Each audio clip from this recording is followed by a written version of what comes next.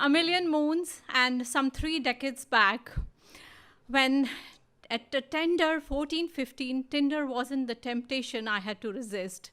Google wasn't the guru we had, and Mr. Zuckerberg was still somewhere shitting in his diapers. A few biology chapters were the only sex education we had. So basically, it was us and our hormones to figure it all out, the good, the bad, and whatever goes in between. Jane Austen, Bronte sisters, they were all my favorite, they're epics, my favorite refuge in pals. So my teenage that should have been a party of crushes, infatuations, was under a serious spell of platonic romance, ideal relations, and whatnot. So the first time I had my crush, who the hell let my dogs out, was the question I kept asking myself. Romance then was on an indefinite fast. For years, I was flirting, but only with grades and academics. Around 22, when I was done with all my degrees in economics, but couldn't understand a zilch about my own diminishing marginal happiness, I realized that somewhere maybe I need to end that fast. Quite coincidentally, my parents proposed a match of a boy from a family they had known since years. And yes, let me tell you, even I had managed to check him out a bit.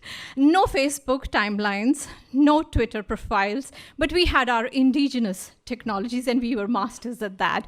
So the D-Day arrived, the family carnival began, and the plan and offer was that the girl and the boy will take a call after having a heart-to-heart talk.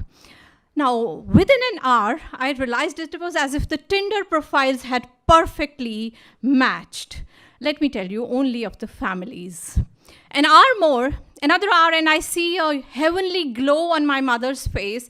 And the way she's lovingly looking at the boy, it is as if she has just delivered him.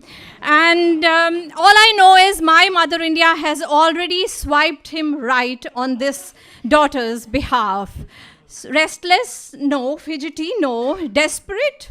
No. Trust me, it's difficult to put up that show when you have no candies to crush, no Pokemons to catch, and no statuses to update that here I checked in 5 hours back in this family-curated blind date.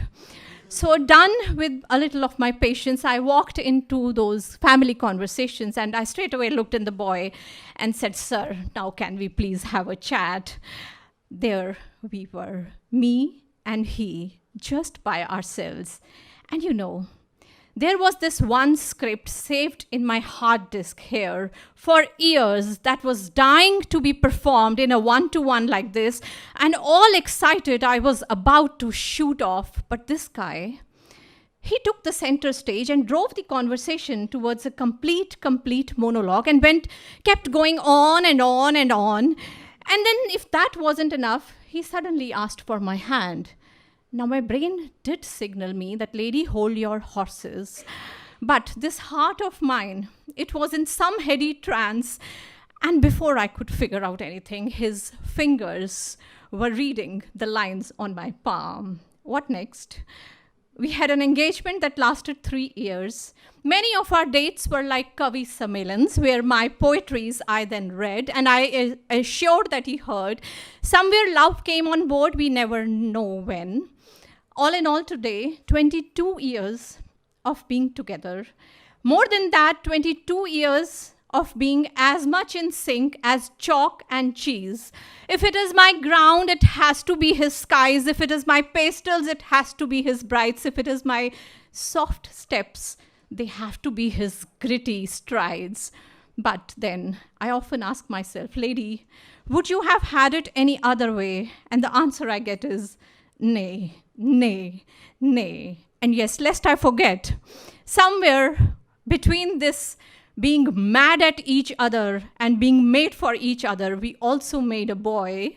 He's today 17, a typical millennial kid. At least twice a day, he looks at us like that and says, #CoupleGoals. And we know that this bump is being sarcastic. Thank you.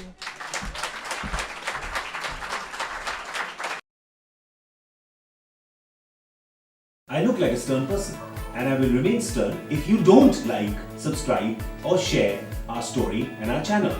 But if you do these things, I can be very friendly and give you a creepy friendly smile.